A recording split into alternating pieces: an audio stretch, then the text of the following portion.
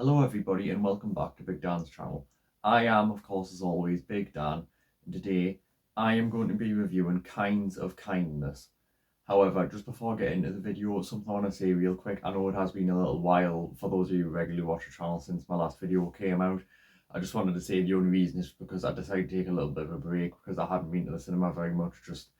I just couldn't be in the mood to watch films and that, if that makes sense. I know that sounds a bit lazy of me maybe, but I wanted to do it properly. Like I didn't want to just sort of half-heartedly go watch films and then come here and do again a half-hearted review.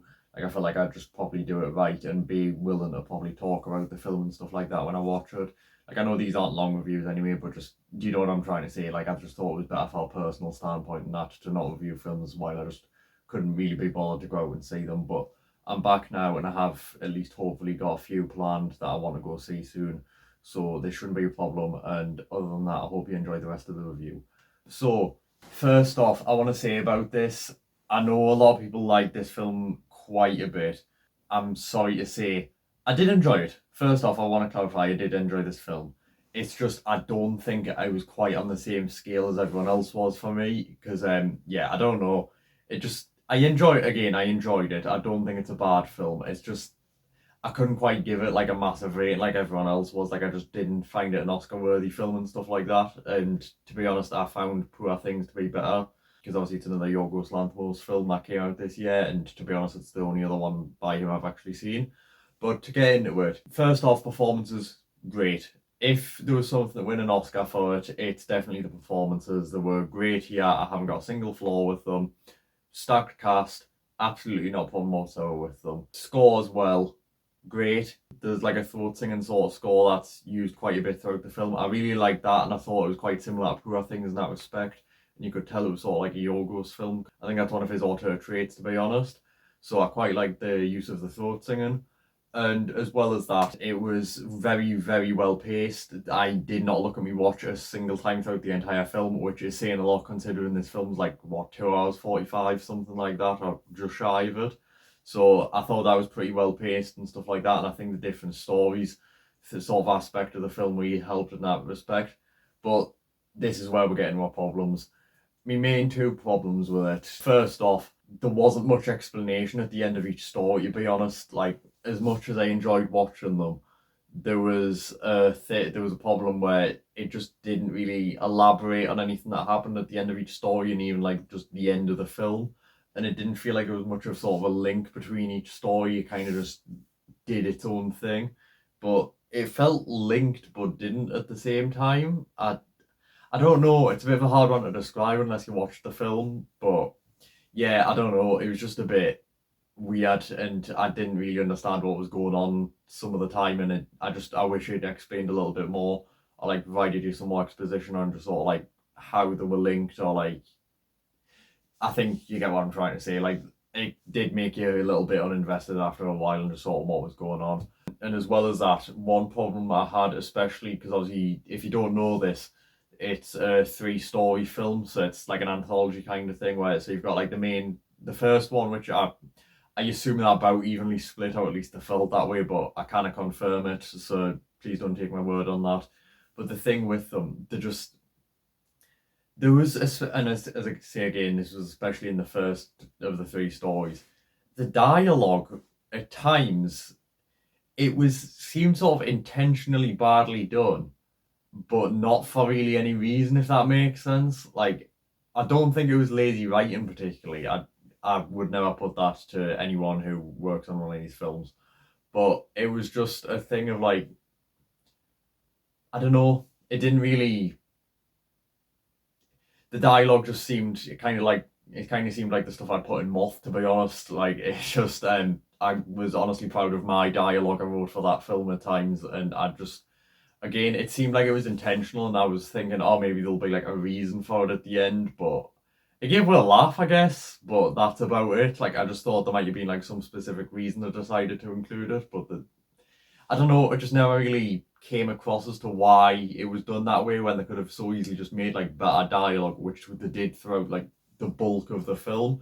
Because again, it had a little bit of a problem in the second and third story with this, but it wasn't massive, we'll say.